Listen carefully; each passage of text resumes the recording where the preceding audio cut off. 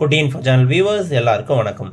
மக்களே, உங்களில் நிறைய பேர் டவுட்டாக கேட்டிருந்தீங்க, ஒரு எஃப்எம்பி நம்ம கையில் கிடைச்சா, அதாவது ஒரு இடத்தினுடைய புலப்படம் நம்மளோட கையில் கிடைச்சா அதை நம்ம எப்படி பார்க்கறது, அதில் இருக்கிற டேட்டாவெல்லாம் எப்படி நம்ம தெரிஞ்சுக்கிறது அப்படின்னு தெரியலை அப்படின்னு நீங்கள் நிறைய பேர் சொல்லியிருந்தீங்க. இது ரொம்ப கிட்டத்தட்ட ஒரு வருஷமாக நிறைய பேர் கேட்டிருந்ததால் இன்றைக்கி அந்த வீடியோவை நம்ம லைவாக உங்களுக்கு சொல்லிக் கொடுக்க போகிறோம். அதை லைவ் ரெக்கார்டும் நம்ம பண்ணியிருக்கோம். ஸோ ஃபஸ்ட்டு நீங்கள் எப்படி எஃப்எம்பியை டவுன்லோட் பண்ணுறது அப்படிங்கிறத நம்ம ஏற்கனவே ஒரு வீடியோவாக போட்டிருக்கோம். அந்த வீடியோவை நீங்கள் ஈஸியாக பார்த்துக்கோங்க. அதை பார்த்து நீங்கள் எஃப்எம்பியை ஃபஸ்ட்டு டவுன்லோட் பண்ணிக்கோங்க. அண்ட் அதனுடைய ஸ்கேலிங் எப்படி பண்ணணும், ஒருவேளை ஒரு சில எஃப்எம்பி பார்த்தீங்கன்னா இப்போ இது ஒரு பேஜில் வந்துருச்சுன்னா ஒரு சிலது ஒரு பேஜ் ஃபுல்லாகவே வரும். இந்த இடத்துலலாம் வரும் கூட ரொம்ப கொச்சன்னு இருக்கும்போது அதை உங்களால் டேட்டா பார்க்க முடியாது. இப்போ இங்கெல்லாம் பார்த்தீங்கன்னா இதனோட டேட்டாவெல்லாம் உங்களால் கண்ணுக்கே தெரியாத அளவுக்கு இருக்கும். இதை எப்படி ஜூம் பண்ணி பார்க்குறது அப்படிங்கிறதையும் தெரிஞ்சுக்கிறதுக்கு உங்களுக்கு நம்ம வீடியோ போட்டிருக்கோம். அந்த வீடியோவையும் நீங்கள் மறக்காமல் பார்த்து உங்களுக்கு ஏற்ற மாதிரி நீங்கள் தெளிவாக எப்படி ஒரு எஃப்எம்பியை டவுன்லோட் பண்ணணுமோ அதை நீங்கள் பண்ணி வச்சுக்கோங்க. நீங்கள் கவர்மெண்ட்லேருந்து உங்களோட பண்ணும்போது என்ன கிடைக்கும்னா, கீழே அந்த டிபார்ட்மெண்ட் சர்வே அண்ட் செட்டில்மெண்ட் டிபார்ட்மெண்ட்டுடைய பெயரானது இங்கே இருக்கும். எந்த தேதியில் நீங்கள் அதை டவுன்லோட் பண்ணுறீங்க அப்படிங்கிறது இருக்கும். அண்ட் இங்கே கியூஆர் கோடு, அஃபிஷியலாக கியூஆர் கோடு கொடுத்துருப்பாங்க. இதன் மூலம் நீங்கள் அதை ஒரிஜினலாக தான் டவுன்லோட் பண்ணியிருக்கீங்களா இல்லையா அப்படிங்கிறத பார்த்துக்கலாம். ஸோ வாங்க இன்றைக்கான வீடியோக்குள்ளே போகலாம்.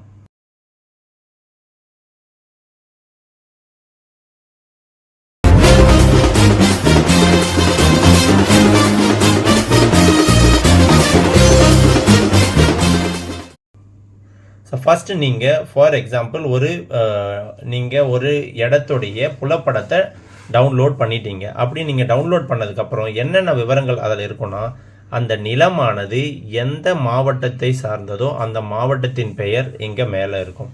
அடுத்து எந்த தாலுக்கா, எந்த வட்டத்தை சார்ந்ததோ அந்த வட்டம், எந்த தாசில்தார் கண்ட்ரோலில் வரீங்களோ அந்த வட்டமானது குறிப்பிடப்பட்டிருக்கும். அடுத்து அந்த நிலமானது எந்த கிராமத்தை சேர்ந்ததோ, ஒரு சில கிராமத்தோட பெயர் பார்த்தீங்கன்னா ஒரே மாதிரி இருக்க வாய்ப்புண்டு. அதுக்காக தான் இந்த எண்ணினுடைய பெயர் வருவாய்த்துறையினுடைய எண், வருவாய் எண் 122.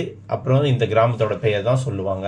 நீங்கள் நார்மலாக ஒரு விஏஓ கிட்ட போயிட்டு உங்களோட கிராமத்தை சொன்னால் கூட அவங்க கன்ஃபியூஸ் ஆவாங்க. ஆனால் இந்த நம்பரை சொன்னீங்கன்னா அவங்களுக்கு தெளிவாக தெரியும்.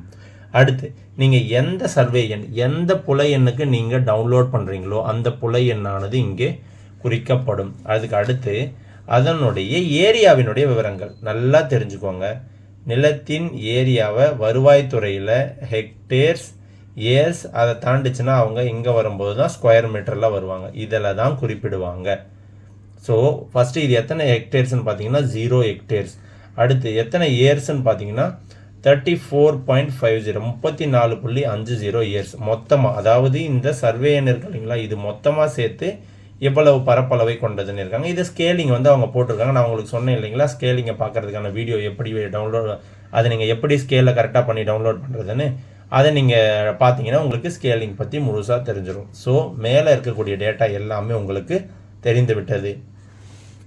கீழே அதை நீங்கள் டவுன்லோட் பண்ணதுக்கப்புறம் கவர்மெண்ட் அஃபிஷியலாக இந்த மேப்பை டவுன்லோட் பண்ணுறதுக்கு கொடுத்த கியூஆர் கோட், அதனுடைய துறையினுடைய பெயர் மற்றும் எப்போ எந்த தேதியில் என்னைக்கு நீங்கள் புக் பண்ணீங்க, இதை டவுன்லோட் பண்ணீங்க அப்படிங்கிறதையும் நீங்கள் ஈஸியாக தெரிஞ்சுக்கலாம். ஸோ இப்போ தான் முக்கியமான விஷயம், ஒரு மேப்பை பார்க்குறதுக்கு முன்னாடி அந்த மேப்பை நீங்கள் எப்படி பிளேஸ் பண்ணுறீங்க, உங்கள் நிலத்துக்கு ஏற்ற மாதிரி நீங்கள் மேப்பை வைக்க கூடாது. அந்த மாதிரி நீங்கள் எப்போவுமே அதை செய்யக்கூடாது. ஒரு மேப்புன்னு இருக்குன்னா அந்த மேப்பை நீங்கள் இப்படி டவுன்லோட் பண்ணியிருக்கீங்களா, டவுன்லோட் பண்ணிவிட்டு அதனோட தலைப்பகுதி இருக்கு இல்லைங்களா, இந்த தலைப்பகுதி இருக்கிற இடம் அந்த மேப்பினுடைய நார்த் சைடு. இதுதான் ரொம்ப முக்கியம். எந்த சைடு என்னன்னே தெரியலையே, எப்படி நம்ம இதை வச்சு பார்க்குறதுன்னு தெரியல, நீங்கள் குழம்புங்க இல்லையா. ஃபர்ஸ்ட் ஆஃப் ஆல் நீங்கள் நார்த் சைடை மட்டும் ஒரு மேப்போடைய நார்த்தை நீங்கள் ஈஸியாக கண்டுபிடிக்கலாம். அதாவது இப்போ இந்திய நாட்டினுடைய மேப்பை பார்த்தீங்கன்னா அதனோட நார்த் சைடில் தான், மேலே ஜம்மு அண்ட் காஷ்மீர் இருக்கிறது நார்த் சைடு இல்லைங்களா. அந்த மாதிரி நீங்கள் டவுன்லோட் பண்ணதுக்கப்புறம் அந்த மேப்பை எப்படி வேணாலும் இருக்கட்டும், ஆனால் டவுன்லோட் பண்ண பிறகு உங்களுடைய பர்டிகுலர்ஸ் இருக்கக்கூடிய இடம்தான் நார்த் சைடு. அப்படின்னா இது நார்த் சைடு, வடக்கு புறம். இது வடக்கு, நார்த் அல்லது வடக்கு. ஒரு சைடு உங்களுக்கு கிடைச்சிருச்சுன்னா, ஒரு திசை உங்களுக்கு தெரிஞ்சிருச்சுன்னா அதுக்கப்புறம் உங்களுக்கு கண்டுபிடிக்கிறது ரொம்ப ஈஸி. ஸோ இதில் பார்த்தீங்கன்னா இந்த 122 பெருநவாக்கம் இந்த கிராமத்தில் சர்வே 160 மொத்தமாக நம்ம டவுன்லோட் பண்ணியிருக்கோம். இந்த மொத்தமாக டவுன்லோட் பண்ணதை பார்த்தீங்கன்னா இத்தனை இயர்ஸில் இருக்குது. இதனுடைய நார்த் சைடு இதுன்னு சொல்லிட்டாங்க. இந்த டார்க் லைன்ஸ் இருக்கு இல்லைங்களா, இந்த டார்க் லைன்ஸ் இந்த டார்க் லைன்ஸ் தான் ஒரு புல எண்ணின் அவுட்டர், அதாவது எந்தவித உட்பிரிவுக்கும் உள்ளாகாமல் ஒரு முழு சர்வே நம்பர் இருக்கு பாருங்க, அந்த சர்வே நம்பருடைய அவுட்டர் தான் இப்படி குறிப்பிடுவாங்க. இந்த குறுக்க டாட்டட்னு இருக்காங்க இல்லைங்களா, இது உங்களுடைய நிலத்தின் அளவு அல்ல. ஒரு சர்வேயர் வராருன்னா அவர் இந்த இடத்த கரெக்டாக தான் இருக்கா நீங்கள் நார்மலாக 4 மூலையை வச்சு தான் உங்களோட அளவை பார்ப்பீங்க. சர்வே டிபார்ட்மெண்ட் அப்படி செய்ய மாட்டாங்க. அவங்க எப்போவுமே இதுதான் அவங்களோட ஜி லைன் எஃப் லைன்லாம் சொல்லுவாங்க. இந்த ஜி லைன் என்ன பண்ணுவாங்க, இங்கே பிடிச்சி இங்கேருந்து 79 மீட்டர் வச்சா சி வந்துருச்சா, ஓகே சி, சியிலேருந்து நம்ம 60 மீட்டர் வச்சா தான் டி வரும். மறுபடியும் ஏலேருந்து இங்கே 60.6 வச்சா இந்த கார்னரை அவங்க அப்படி தான் மார்க் பண்ணுவாங்க. ஸோ இது உங்களுடைய அளவு கிடையாது, இது உங்களுடைய அளவு கிடையவே கிடையாது. அண்ட் முக்கியமான விஷயம், இங்கே ஏர்ஸில் இருக்குன்னு சொல்லிட்டேன். இந்த ஒரு எஃப்எம்பியை பொறுத்தவரை அவங்க குறிப்பிட்டிருக்கக்கூடிய எல்லா அளவுகளும் மீட்டரில் தான் இருக்கும். நல்லா தெரிஞ்சுக்கோங்க. நீங்கள் அடியில் வச்சுருக்கலாம், நீங்கள் எப்படி வேணாலும் கணக்கு பண்ணிக்கோங்க லோக்கலில். ஆனால் ஒரு எஃப்எம்பின்னு பார்த்தீங்கன்னா இங்கே இருக்கிறது எல்லாமே மீட்டரில் தான் இருக்கும். அண்டு இதனுடைய பக்கத்தில் எந்த சர்வே எண்கள் இருக்கிறதோ அவை குறிப்பிடப்பட்டிருக்கும். இப்போ பார்த்தீங்கன்னா இந்த நிலத்துக்கு வடக்கு புறம் 95 அப்படிங்கிற சர்வே நம்பர். இதை வடக்குன்னு நீங்கள் வச்சுட்டிங்கன்னா இது உங்களுக்கு சவுத் ஆயிருச்சா?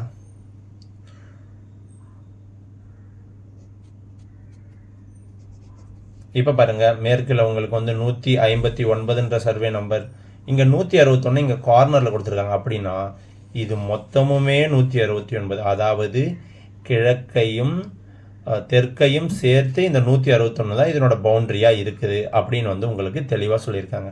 இது நீங்கள் புரிஞ்சுக்கிட்டீங்க, இது மொத்தமாக ஒரே நம்பராக இருக்கிறதால. ஃபார் எக்ஸாம்பிள், தெளிவாக ஒரு சப்டிவிஷன் இருக்கக்கூடிய ஒரு சர்வே நம்பர் உங்களுக்கு இதில் பாருங்கள், இதில் வந்து சர்வே நம்பர் இருக்குது, இதில் சப்டிவிஷன் நடந்திருக்கு. அதே மாதிரி உங்களுக்கு அந்த டேட்டா எல்லாம் கிடச்சிருச்சு. நான் அந்த சைடு திருப்பி வச்சுட்டேன். ஸோ அப்படின்னா நான் இப்படி மேப் போடும்போது மேல் பக்கம் நார்த்து, இது வந்து நார்த்து, வடக்கு புறம் இப்படி வச்சதுக்கப்புறம் இங்கே பாருங்கள் கீழே ஒரு மெல்லிசான கோடு இருக்குது. நல்லா பாருங்கள், இங்கே நீங்கள் பார்க்கும்போது உங்களுக்கு டார்க்கான லைன் இருக்குது. அதுவே இங்கே பாருங்கள், இந்த லைன் பாருங்கள், இதை விட இது மெல்லிசாக இருக்கும், அதாவது தின்னாக இருக்கும். அப்படி தின்னாக இருக்குது. மறுபடியும் இங்கே பாருங்கள், இது வந்து டார்க்காக இருக்குது. டார்க்காக எஃப்எம்பியில் வச்சிருக்க அவுட்ரு வந்து மொத்த சர்வே எண்ணை குறிக்கும். அதுவே உள்ளே இருக்கக்கூடிய அந்த மெல்லிய கோடு இருக்கு இல்லைங்களா, அது வந்து அதை வந்து உடைச்சிருக்காங்க. இங்கே பாருங்கள், இந்த ஒரே சர்வே எண்ணை 2ஆக உடைச்சிருக்காங்க. இதுதான் இதனுடைய சப்டிவிஷன் நம்பர். அதை சப்டிவிஷன் பண்ணி இதை 158ல் 1ஆகவும் 2ஆகவும் உடைச்சிருக்காங்க.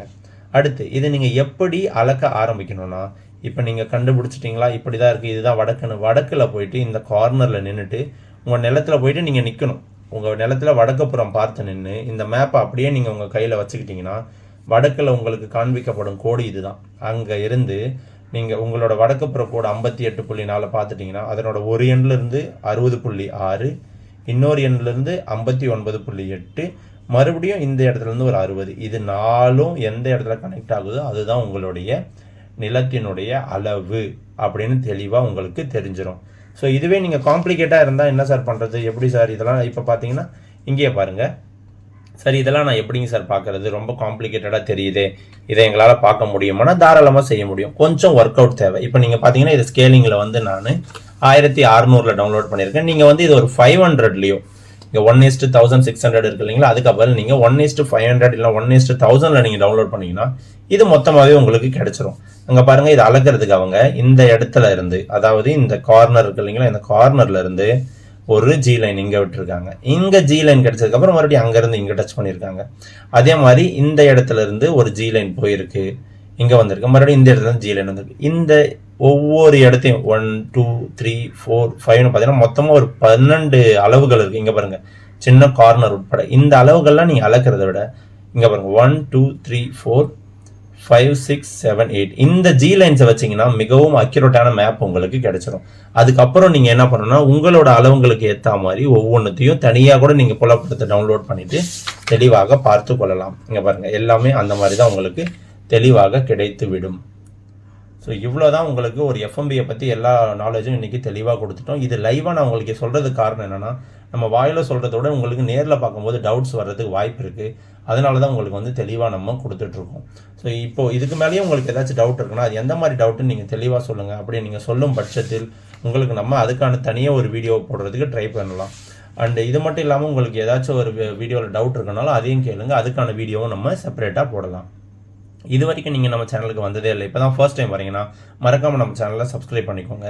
உங்களுக்கு சப்போஸ் இந்த வீடியோ யூஸாக இல்லை அப்படின்னு நீங்கள் நினச்சாலோ மற்றவங்களுக்கு இந்த வீடியோ நீங்கள் ஷேர் பண்ணுறதன் மூலமாக அவங்களுக்கு உதவி செஞ்ச ஒரு திருப்தியும் கிடைக்கும். அவங்களும் தேவையில்லாமல் பணம் யாருக்கிட்டையும் செலவு பண்ணாமல் அவங்களோட இடத்த அவங்களே அளந்து பார்த்துக்க முடியும். ஸோ தேங்க்யூ ஃபார் வாட்சிங். நன்றி.